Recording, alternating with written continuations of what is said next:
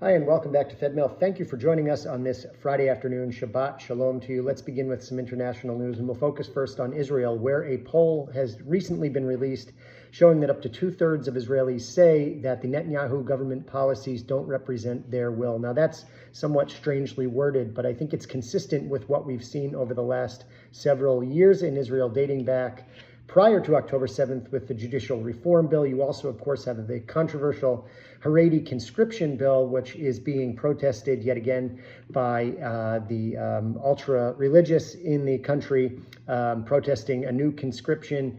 And there's been a lot of talk in the news about how the reservists in Israel, who have largely been responsible for shouldering the burden of this war, really do need a rest. And Israel's manpower situation is looking quite difficult now. So the government is looking to draft and conscript Haredi personnel into the army. And there are members, of course, even of the coalition who have pushed back against that, who have threatened to leave the government. So a lot is going on there. But again, up to two-thirds of Israelis have said in polls that the Netanyahu policies don't reflect their will. You also have Steve Witkoff and Mike Huckabee on the ground in Israel today, also visiting Gaza with the seriousness of the humanitarian situation. Now they're making headlines and being a priority and primary focus of the administration here in the United States.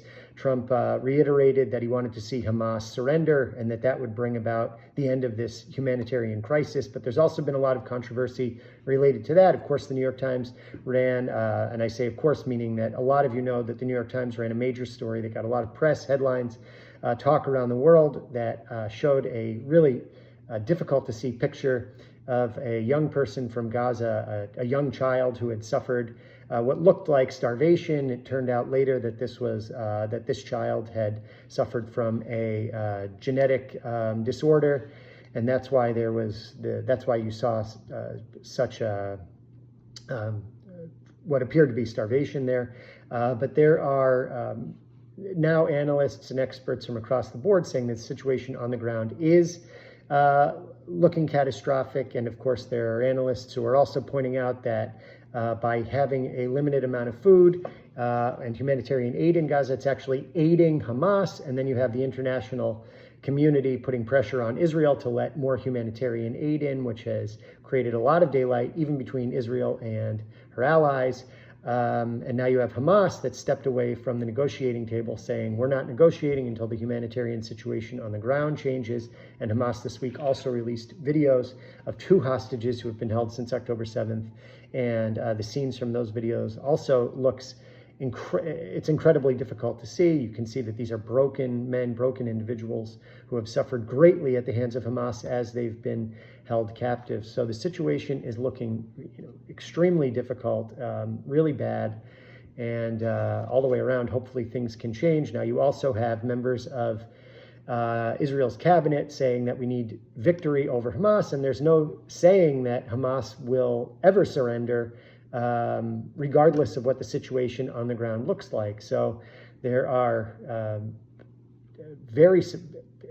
experts who are very supportive of Israel, saying that pragmatically things should change on the ground, which would benefit Israel, and the current situation only benefits Hamas. So we'll see how things continue to play out. Each week looks like there's new information that comes out, a change in the situation on the ground, and of course, you also have a good deal of criticism leveled at the United Nations and other NGOs that would otherwise be cooperating to help distribute aid on the ground in Gaza, but refuse to do so under the new protocol set up by the GHF, Gaza Humanitarian Foundation.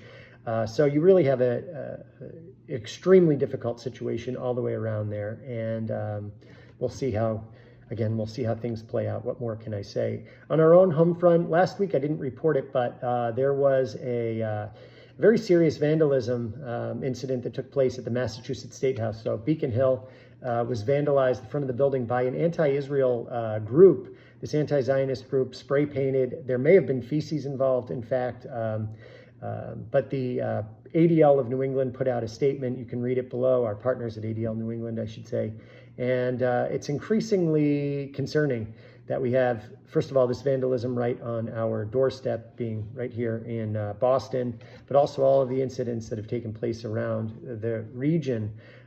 We've called on a number of occasions for those with a public platform, a public voice, to stop the incitement, to be truthful and accurate with their information, and we'll continue to do so. That is something that we need to make sure that we put pressure on those who are spreading misinformation, disinformation, and propaganda, and we need to do it. Some good news, which I always like to announce, and that is that the JCC has announced the hiring of a new executive director, Rochelle Reich, who comes from Shrewsbury and has been working for the last number of years. Great deal of experience in the JCC world, coming from Asheville, North Carolina. So coming up, returning home, so to speak. Rochelle had worked as a JCC counselor at right here at our own Worcester JCC summer camp. So looking forward to welcoming her. I believe her first day is September 9th, and I'm excited to announce that. We look forward to partnering with Rochelle, and of course, you know that Federation partners very closely with the JCC and all of our organizations. I also want to announce that tonight there is a Shabbat in the Park for Congregation B'nai Shalom, and coming up next week there's a newcomer picnic. Now, our outreach director, Mindy Hall, does a great job each year welcoming newcomers to the community, and I have to say, if we look at the figures, we have on average 40 to 60, as many as 60 newcomers, families who join us each year into our Central Mass community, and that's great. And you know, this weekend, or I also want to say that we have the Jewish Healthcare Center's golf tournament coming up on Monday at the Pleasant Valley course, and that's pretty cool. Pleasant Valley is, of course, one of the premier courses in our area, and look forward to playing there. This weekend also marks Tisha B'Av, which is the darkest day, the saddest day on the Jewish calendar, marking the destruction of both temples. But it should be a reminder to us of the importance of working together. If you know Jewish history and you read Josephus, who gives the firsthand account of the destruction of the temple at the hands of the Romans, we know that a great deal of the responsibility for that catastrophe, and it was a catastrophe that led to 2,000 years of diaspora and all of the suffering therein, much of that was at the hands of our own people who failed to work together, to unite, to face the problems of their day, which of course was the fact that they were facing this external threat from the Romans.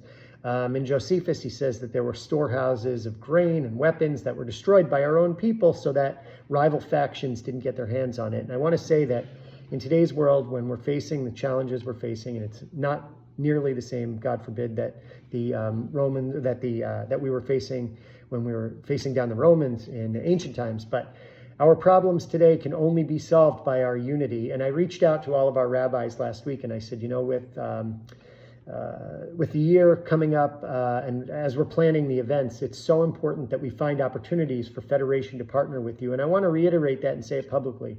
There are opportunities for Federation to support each of our congregations and the events and the projects therein, and we want to be a part of that. And we think we can do a great job working to bring the energy and the great programming that you have, the joy that you bring to the community, to a greater number of people, and we want to be your partners in that. So with the spirit of Tisha B'Av, you know, the sadness, let's find a reason to work together and work together in better ways. We certainly are facing a lot of difficulty these days, both domestically and of course in Israel, where there's still 21 living hostages held in Gaza. We want to see them home this week, let them be returned.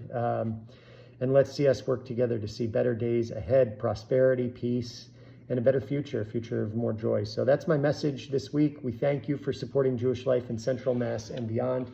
We look forward to working with you, and we thank you. Take care. Shabbat Shalom. Bye-bye.